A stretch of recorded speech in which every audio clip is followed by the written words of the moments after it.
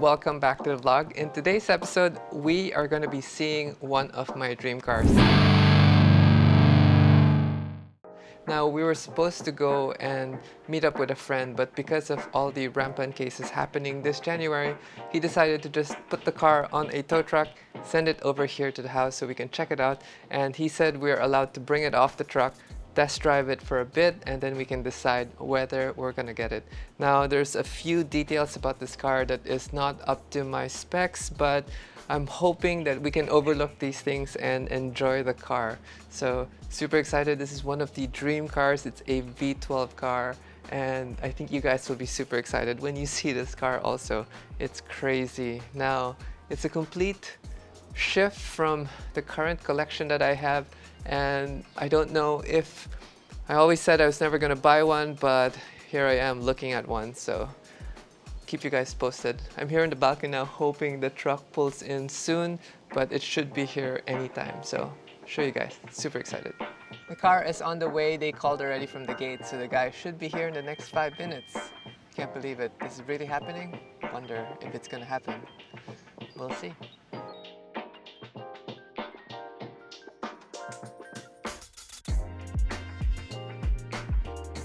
Look at the graphics. First question, can I live with the green interior and the bucket seats? I don't know. Let's go take it for a ride and find out. Alright guys, this is the maiden voyage in the Lamborghini SVJ Roadster. And off the bat is, wow, this thing rides really hard. I have it on Eagle mode now. I'm not sure what the settings are with the owner. So we're just cruising around, trying to feel the car out. It feels absolutely wide, absolutely huge. We'll close the window for more privacy. Now, I don't like that the front windshield has been tinted, and I think it makes it even harder to drive this already difficult to drive car. Hope I'm holding the camera angle at the right angle. Honestly, I can't see anything out of the front glass. It's absolutely useless. Even the rear view mirror is absolutely useless. It's extremely low. I can't see where my nose is. The clutch is old school. This gives us our pops and bangs. So window switch, front nose lift, ESC off, hazards, blank, automatic start and stop, window switch. This is the modes. So gotta figure all this out. Oh, that's so dark. It's so dark because it's so bright outside. So they were saying that this car actually is such a pain in traffic, and we shouldn't really be bringing it onto the highway, but let's make our way down. So first impressions, the car rides absolutely hard, like it is firm. The brake pedal pressure that you need to put to stop the car, also very firm. The gearbox isn't as bad as they say. It reminds me of a paddle shifter from like the 430 era, and that's not good because this car is so new, and yet the technology is that old. I don't know if it makes it like appealing to some people, but yeah, the car is super wide. Also, I'm going through some smaller roads just trying to simulate, you know, some use of this car, but I honestly don't see any real reason why you would want this firm ride with you all the time. Even though I have the suspension set on Strada, and I have it in Eagle mode where I've put the powertrain to the Corsa, I've put the steering to Sport, but I've put the suspension to Strada, it is still firm, believe it or not. So beyond just living with the idea that there's green in the interior and that their bucket seats are hard and upright, and the visibility is lousy.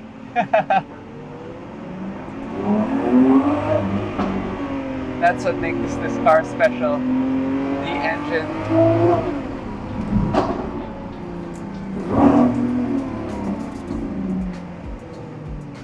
nothing like a Lamborghini V12.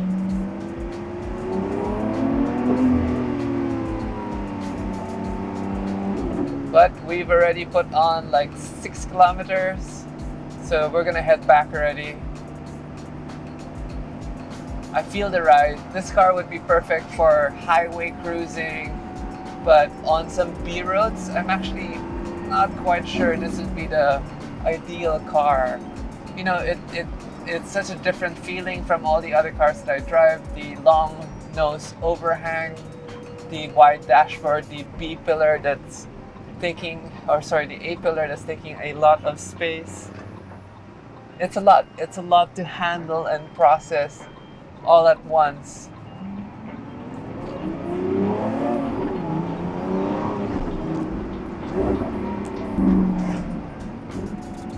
That motor though, I think for anything else, you would buy this car for the engine.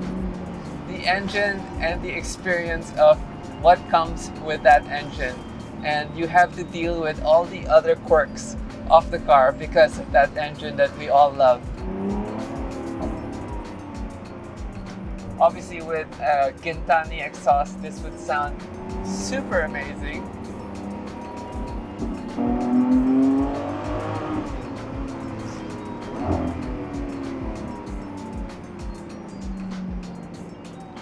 I don't know. I honestly am 100% confused right now. So if we're shifting slowly, like letting our foot off the gas, it's actually very smooth. But if you keep your foot on the gas while shifting, that's when you can feel the whip on your back, as everyone says. I think you have to be a hardcore Lamborghini fan to enjoy all of these quirks and eccentricities. But for me, coming from Porsches and Ferraris, this is very different. Very different, and I'm appreciating that we had a chance to drive this car around, but I think I'm gonna give it back. I don't think it is for me. Let's go admire the car from the outside when we park it, and then summarize our thoughts and see what is up. So obviously this is the Roadster. The roof comes off, which makes it dual purpose in that sense. But the problem with these old systems is you have to manually remove the roof and store it in the boot, which means you have zero space if you want the top to come off. Also, the infotainment system looks so prehistoric. The graphics are really, I would say, subpar. It's not by any means cutting edge technology. It's sort of similar to the gearbox of the car. It is very old school in that sense. Seats actually aren't that bad. I would have thought more the seats would have been the main issue for me. But I think the main issue for me is the suspension. The suspension is very firm. And I get if you want to track the car, definitely, but I don't know.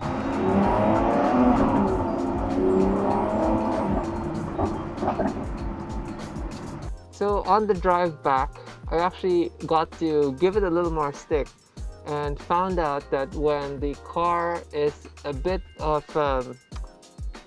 when the car is carrying a little more speed, the ride actually does improve. It doesn't like low and slow, it likes to be driven hard. And when you drive it hard, that's when the suspension and all the dynamicness of it actually comes alive, where you feel the comfort, you feel it sit down, and it's not as bouncy anymore. In low speed, you feel this little vibration that's just there. But when high speed, you don't feel it anymore. It just feels planted and it's on rails. This would be a good long distance car maybe, but then again, you can't fit anything much in it, so not sure where you're gonna go with this car.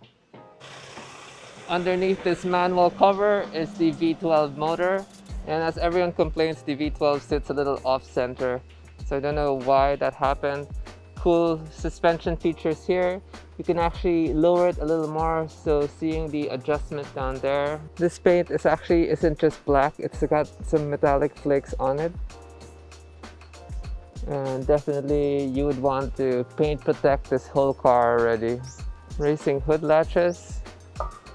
This rear end is so sexy with the pipes sticking out. Obviously we can get Gintani exhaust and tune. Rear diffuser. I did not scrape anything. Ride height is a little high, so I don't know if going 22s, going bigger wheels makes sense because the ride will be even worse. Wish they painted that black. It would have looked cool if this was all in black so you couldn't really see what's happening. Alright guys, I just got off the phone with Richard and Archie, and guess what? We got the car. We're gonna be sending it down to Second Skin so that they can wrap it to protect it.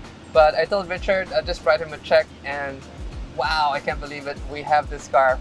Now, I think the value might hold because the Ultimate is going to be very hard to buy. So I'm hoping that the value of these things hold a little longer. I'm willing to overlook the green interior with the bucket seats because the car on the outside and the engine sound is just amazing.